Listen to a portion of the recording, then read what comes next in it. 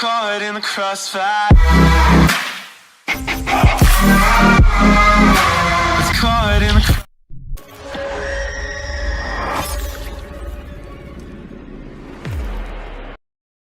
What's up, guys? Lance the Obscure Movie Guy coming to you once again with another fun-filled, fact-filled video that you probably won't care about, but we're going to do it anyways, trying to change the world one post at a time. Today's video is done in partnership with Indie Horror Junkie, so be sure to go to indiehorrorjunkie.com to check out all of their offerings. The latest issue of the Indie Horror Junkie magazine is currently available $5 for a downloadable PDF, $20 for a printable copy shipped straight to your door.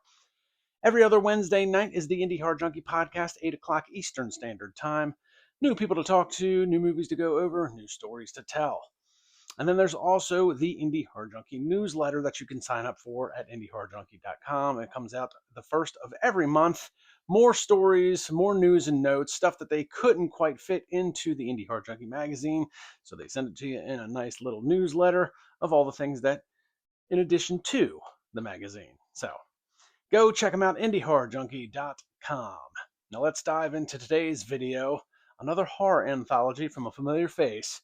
Today we're going to be talking about Amityville Descendants of Darkness.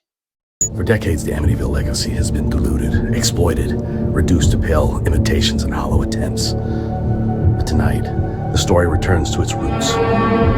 People believe that the Amityville horror ended boarded up house. They're wrong.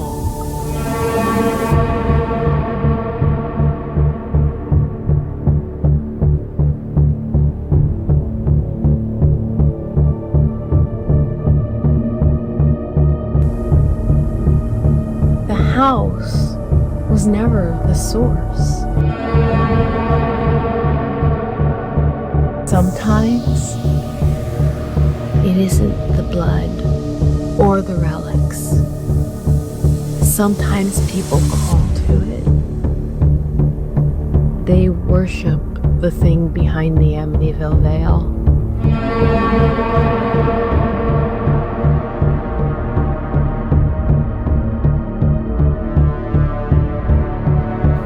And then there are the echoes. Traces that remain even after a building is gone.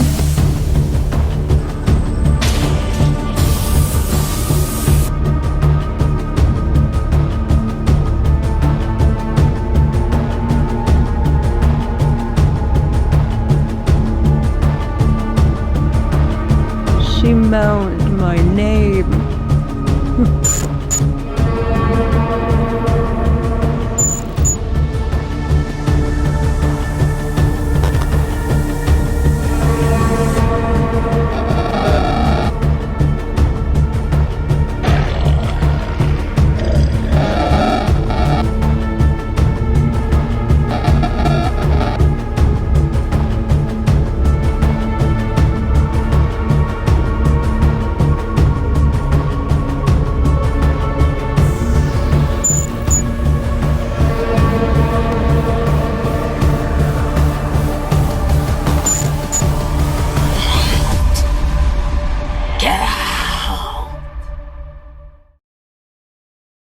So, Amityville Descendants of Darkness is from our good friend Phil Herman, the master of horror anthologies, as it would be. And he is back with another horror anthology, circumventing around the Amityville franchise, if you will. There's 100 different kinds of Amityville movies out there, and this is another one to check the box of Amityville movies. But, of course, it is a Phil Herman production, so it got its own original spin, and it's in horror anthology format, which is what he kind of caters to. He's really good. His last few horror anthologies have been really good, and he came out with this one as well. So we have a nice little wraparound story, and we've got 4 short stories that kind of coincide with that. And you're going to see a lot of familiar faces with Phil Herman. So it's, the wraparound's written and directed by Phil Herman, and then you've got his band of merry men. We've got Derek Brash from Chivi's Productions. We have Marcello Fabani, if I'm saying that right, and Marcello, if I'm saying it wrong, I'm sorry. and then James Panetta, and then Todd Sheets, which I think is I haven't not too familiar with him. I don't think I've seen any of his stuff prior to, but um, pretty cool horror anthology. Now, when you have this many players involved with a film, um, some things it doesn't run like a normal traditional film. So they have a pretty cool opening sequence. Now it is a little bit longer because you're having to do opening credits for a number of production companies. So the opening sequence is roughly 6 minutes long, but it does keep you engaged with audio from different characters kind of recounting different tales and hauntings in and around Amityville itself, while it does show actual real world footage of Amityville's and some of the places downtown in Amityville and the local shops and stuff like that. So despite the long runtime of the opening sequence, it does keep you engaged. And then you get sucked into this bit of a wraparound story where you have Tiffany Sinclair is telling you about how the curse of Amityville kind of extends well beyond the house and well beyond the town of Amityville itself, and how it can circumvent the whole entire globe in different ways. It's not just a cursed house. Sometimes it can be an entity that attaches itself to you, or sometimes it can be a cursed object that finds itself into a different place in the world. So the wraparound story kind of correlates with the short stories, obviously, and each short story kind of picking a different avenue in which the Amityville curse has spread past Amityville itself. Now, the first short story in this anthology was called The Shed, which was written and directed by Todd Sheets. And again, I'm not too familiar with his work. I'm pretty sure I've probably seen something of his in the past, but the name didn't really ring a bell. But The Shed was actually pretty fun. It's not too terribly long as far as the short goes, and it's pretty basic plot line. You've got three friends that are kind of going out to this old shed because there's an old tale of somebody back in the 80s that did like a heist and hid the money in the ground of this shed. Turns out the shed is cursed, and while they're trying to dig up this money from this heist, things come alive and things go awry very quickly.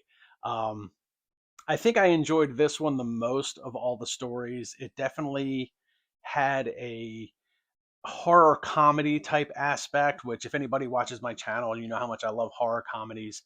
Um, and the acting was, I mean, it's a little hokey, it's a little cheesy, but it's also, I think it's intended that way. The characters, they have really good camaraderie amongst each other.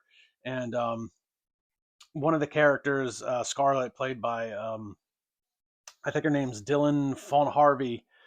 Really intense character, kind of a bitch, a little over the top, and I really enjoyed that character. So The Shed for me, I think, was probably the most fun. It's definitely got a very, like I said, horror comedy type, popcorn type flick that you can just kind of get lost in its ridiculousness. The special effects were a good combination of practical and CGI special effects. And even though one of the kills is pretty ridiculous, it's still a lot of fun. There's a lot of blood in this one, if you will. And there is a bit of a storyline there of a priest that kind of has an attachment to the shed through various things and tries to save the day. But you guys got to watch to find out exactly what happens, because it will show that the curse goes beyond the shed, goes beyond Amityville.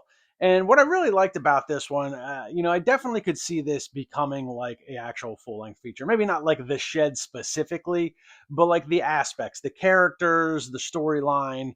And you've got enough of a little bit of a background information. Maybe you could actually play into that heist in the 80s and actually kind of show them doing that, what they did with the money, why it's cursed. So there's a lot there to play with. As far as the short goes, it is complete. It's got a beginning, middle, and end. The storyline is enough to give it its substance. But they left enough on the table that if they really wanted to, and I think they should, they could definitely do a horror comedy type with The Shed. Now, the next short is The Possessed Relic, which was done by Marcello Fabani. And again, if I'm saying that wrong, Marcello, I'm sorry. But I'm pretty familiar with Marcello's work. Just about every horror anthology that Phil Herman does, he's got a Marcello Fabani short in it. So he's written it, directed it, produced it, did some of the editing for it as well. So he's a busy guy. So Marcello, Um, I will say this now, and this is a me problem, not a Marcelo problem. I've had issues with Marcelo's shorts in the past because they are in Spanish or different languages. I think he's from like Uruguay, maybe. Um, but that's on me. I have a hard time with it because I am dyslexic, so it's hard for me to kind of like read the dialogue and then also try and be engaged with what's actually happening on screen. So in years past, I've actually had to watch Marcelo's stuff. Either I have to pause it to try and catch up, or I've got to go back and watch it again. And I think that takes me out of the engagement a little bit. One of the things I've always appreciated about Marcelo's storytelling, though, is that he's always been very good at giving a very detailed short film. He did a really, really good one a few years ago. I can't remember if it was Unearthed or the other one, but he did a real good short about a serial killer woman on a date with, it's kind of like a role reversal thing. You kind of think it's the guy that's going to be the serial killer, but it turns out to be the girl. It was really, really good. And then he also did one that I remember. It was very psychological and kind of like witchcraft. There was a witch that was in possession of like this house. But his storytelling is always very, even for a short, it's always very detailed, very thought provoking and character driven. My only other issue that I've ever had with Marcelo was the pacing was always a little bit slower than some of the other shorts that accompany the anthologies that I've watched. So that's not a knock against his pacing. It's just that the decision of his pacing versus the other shorts in the anthology didn't always kind of correlate. So you had some that were, you had some shorts that were really fast paced, and then you get to his and it seems kind of drawn out. I will say in this one, the Possessed Relic, a really good storyline. Pacing is good. It's actually one of the shortest shorts that I think I've seen Marcelo do. And I think it's actually the shortest one of the anthology here, but still a very complete storyline and really intriguing too, because what you basically have is you have this married couple who gets an apartment basically through like the will. This guy's aunt dies, unfortunately. They get the apartment. They kind of want to, refurbish it a little bit. It's kind of small, it's tiny, but he's got like his own little corner picked out where he's going to read his books, sit in the corner, do his thing. And he comes across this rocking chair one day that somebody decided to throw out. And it's a completely different part of the world than Amityville. But the rocking chair itself came from the Amityville house, so it is cursed. And once he gets it into his apartment, strange things start to happen to him and his wife. Um, Again, a very complete storyline. Despite it's weird talking about Marcelo's shorts and how usually the pacing is a little bit slow and they're kind of drawn out and they're very intricate. This one's, I don't want to say it's a complete opposite. The storytelling is still really good, but the pacing is ramped up a little bit. It's a very short, but still makes a very complete story.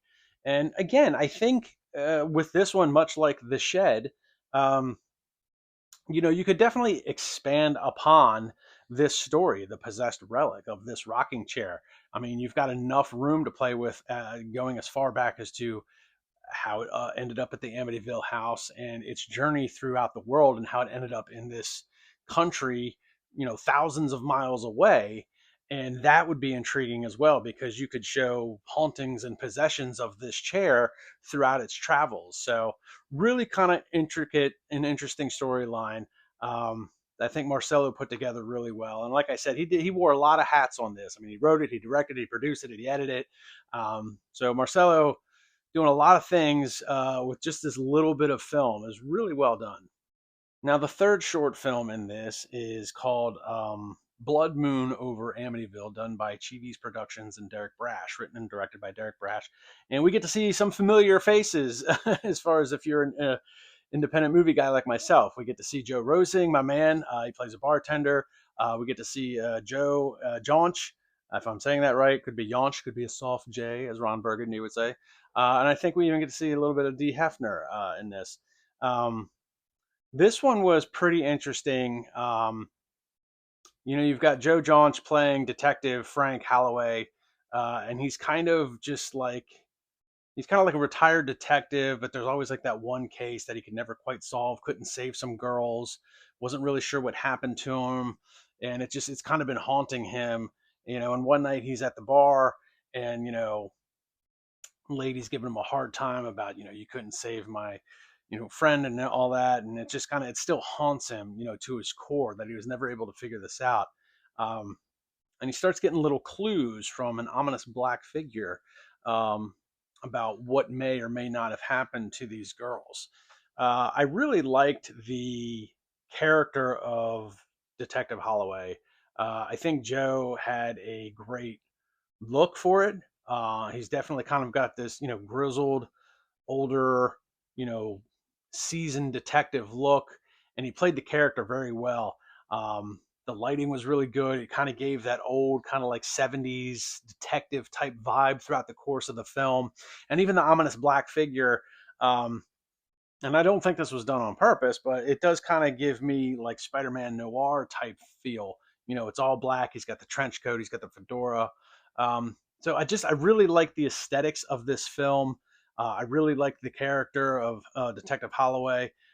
We even get to see a little cameo from Joe DiBorletto, from the last horror anthology that Phil Herman did. So the actor's curse. But I will say that this film again leaves a lot on the table. I think there's a lot to be done with this short. It does feel a little incomplete. Um, I feel like they could have probably expanded on the storyline just a little bit, maybe give it a little bit more closure than what you get with it. But they left a lot on the table. And again, this is another one of those shorts that I really feel like is begging to be done as a full length feature. I would love to see, uh, these specific characters and actors. Joe Jaunch as Detective Holloway. That is, you could do so much with this. You could show, leading up to the kills of these girls, why he wasn't able to save them, the whole detective thing. You could go through the whole thing, and of why he wasn't able to save these girls, and how they tied into the Amityville curse. So there's a lot left on the table with this one, and it might be done by design that way. Um, I like Derek. I like his film style. I think he does really good work. Um, I know in real life he's been dealing with some personal things, and that's not my story to tell. I don't know if that had an effect on this particular production. I hope not. Godspeed with everything you got going on, Derek. But I know that this would make an incredible full length feature if you really wanted to dive into it. So, despite it feeling a little incomplete as far as maybe the actual storyline goes, good acting, great aesthetics, and some really good screen chemistry. Joe Rosing, I've talked about him a lot in the past. I haven't seen him do a whole lot of feature length stuff lately. He has been doing a few shorts. In fact, he did his own short not that long ago that I do need to make a video for. It was actually halfway decent. But there's good screen chemistry there as him as the bartender and Joe Holloway. Even though the scene itself was only a couple minutes long, there's still some really good screen chemistry there that you can just tell that I would like to see that character as well in a full length feature. Maybe, being the guy that Detective Holloway kind of goes to and confides in, kind of like, the old fashioned bartender gives a ear to, or shoulder to cry on, something like that. So, um, not bad, not bad. A little incomplete, but I think there's enough there. And I really think if Derek wanted to, he could definitely expand upon this for sure. Now, the last short is also the longest short, and it's almost not a short. I don't know what the exact timeline is for something to become short into feature length, but Echoes of the Damned is the last short story in this anthology, and it's also the longest one. But it's also probably the most complete and comprehensive one. And again, we get to see some familiar faces. We finally get to see Phil Herman in Phil Herman's horror anthology. And once again, if you watch any of Phil Herman's stuff, you're going to see some familiar faces. We get to see Debbie D, we get to see Ralph Ray, we get to see Deanna Marie. So very cool. And you also get to see Vernon Wells and Sandy Johnson. So shout out to Sandy Johnson. Got to work with her on The Hive. She's a very lovely lady. Vernon Wells, man, that would be really cool to sit down and talk with him. Shout out to Knight Rider and Commando. Loved him as a kid. But Echoes of the Damned is probably the most, well, it's clearly the most complete storyline of these. Basically, what you have is Debbie D and Phil Herman play a married couple that move into the Amityville house, kind of. It's not exactly the Amityville house. Basically, what it is, it's a newer house that is built on the old plot of the original Amityville house, and therefore this house too is cursed. Um, but the curse kind of runs beyond just the house itself. It kind of seems to be like spreading its curse throughout the neighborhood because the neighbors are very weird. There's a lot of different things going on with people seeing different things, doing different things, being kind of creepy, being possessive. And, once Debbie D and Phil, as their characters move into this house, he starts having these bad dreams, hallucinations, doesn't really know how to escape these things, doesn't really understand what's going on with him. Debbie D, as the loving wife, doesn't want to see anything bad happen to him, doesn't quite understand why he's going through like this change. Is it a midlife crisis? Is it just a new area?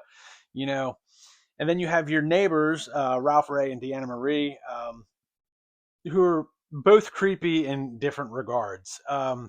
Ralph Ray plays a kind of a sleazeball. He's kind of like a peeping Tom. He likes to peep in on people. And Deanna Marie, man, she was really good in this. I met her in real life. She's a sweetheart. She's very nice. She is totally awesome to talk to. But she plays creepy really, really well. She was by far the most disturbing character. And I guess it just was felt a little bit more disturbing because I know she's like not like that at all in real life, like not even close. But she was amazing in this as far as pulling off the creepy factor. And despite its long runtime, it is the most comprehensive story, and it does have the most character development. So you do see, from the beginning to the end, you know, Phil Herman's character kind of go from this like loving husband, so also a protective husband, but also kind of lose his shit completely at the end. And again, you have a really good combination throughout the course of this short of like practical special effects kind of mixed in with some CGI special effects, maybe a little AI for certain things to try and enhance it a little bit and kind of show this background curse of Amityville and this Amityville house. So, and I love Phil's acting too. I really do. I Phil, Phil's one of those guys that does more for everybody else than he does for himself. And I think that's why so many people love working with him. Everybody I've ever talked to that's worked with Phil just love him. I mean, he's such a great guy. And, I talk to him, sporadically here on the internet, and he's always genuine with me, super nice guy. And I have always really liked his acting. He's kind of got this Boston accent. He's a tall guy.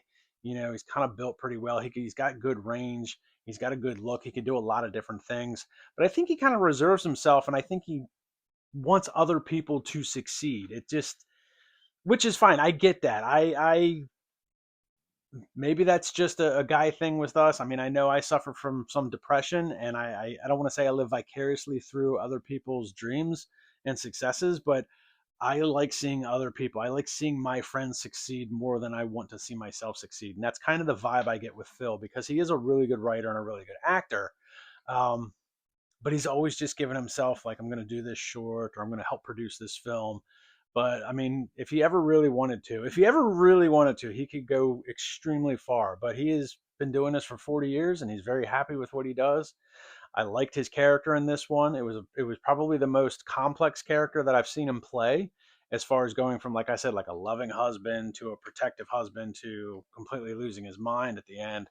Um, and Deanna Marie, once again, man, just the creep factor on that. I loved her character. You never really knew exactly what was going on through her head. You didn't know if she was on your side, if she was playing both sides, if she's solely against you. So, an incredible job from her. Um, and then collectively, overall, this is a pretty good horror anthology. He's Phil Herman and his production teams that he deals with always seem to bring together a pretty solid um, horror anthologies. Unearthed was incredible. The Actor's Curse was really good, and they're just backing it up again with Descendants of the Darkness. Um, collectively, I think everybody did a really good job as far as fundamentally putting the films together. The individual shorts, I didn't really have any issues with. All of the audio was pretty good. The writing was good. Acting was pretty good. So fundamentally, the shorts were top notch. The wraparound story, there's a couple of different parts to the wraparound. Tiffany Sinclair did a good job as her character and kind of being like what would be the best way to describe it? Kind of like a Tales from the Crypt type thing. You know, she's kind of in an attic. She's kind of telling you about these horror stories. She's kind of got it. Um, you know, in a book, like written down, like certain things that have happened, you know, kind of recounting all of these tales of old. But there are a couple aspects of the wraparound that